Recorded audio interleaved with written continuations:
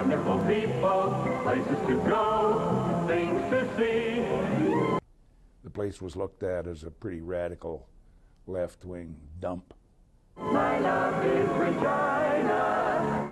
And there was a lot of people who said, well, you can't have a journalism school in Regina. I mean, what goes on there? You got to be in Toronto, don't you? Or London, Ontario, or someplace other than. You can't do it in Regina. Well, we did it in Regina. Once they called Regina a pile of bones. Now she's the queen city of the plains. I've always marveled a bit at the irony that it's here. If you look at the time I was there, it was the only university journalism program in Western Canada. So why Regina? You know, why not Calgary? Why not Edmonton, Vancouver, Winnipeg? Why Regina? It seemed a little incongruous to think that Regina had that school.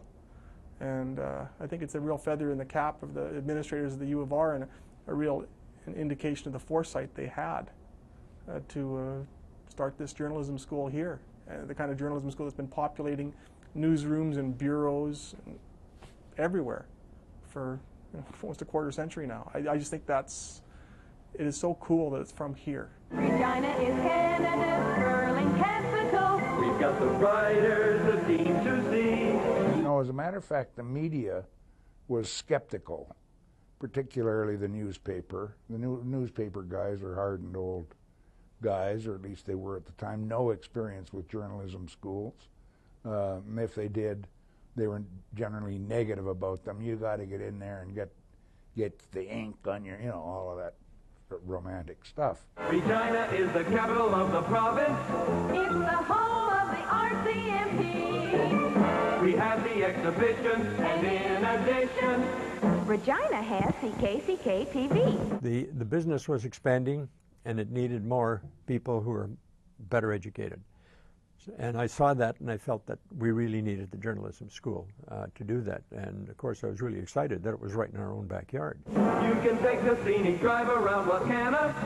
At Regina campus, get a degree. And I think a school of journalism in a university matters because we're not training people just to go out and push buttons or put microphones in people's faces, but to really think and to understand and to contribute to a greater understanding by the public of issues that matter to all of us. Folks who till the soil or drill for oil. Well, those that came from this part of the world, Hillsdale and Rosemont and Lakeview. they bring a different bias, a different background, a different culture, and every individual is influenced by their background and where they were born, where they were raised, where they all the experience that they had. In Wickmore Park, Douglas Park, Regent Park, too. Each student experiences a unique set of circumstances. You will not view the journalism program the same as you will view the journalism program. Each experience is unique because each human being is unique. And depending upon who they run across along the way, depending on how they get excited, they will get a good education. As I once said, our job is to turn them on, not to turn them out. And once you're turned on for life, you're turned on for a lifetime. And that's the job of a university.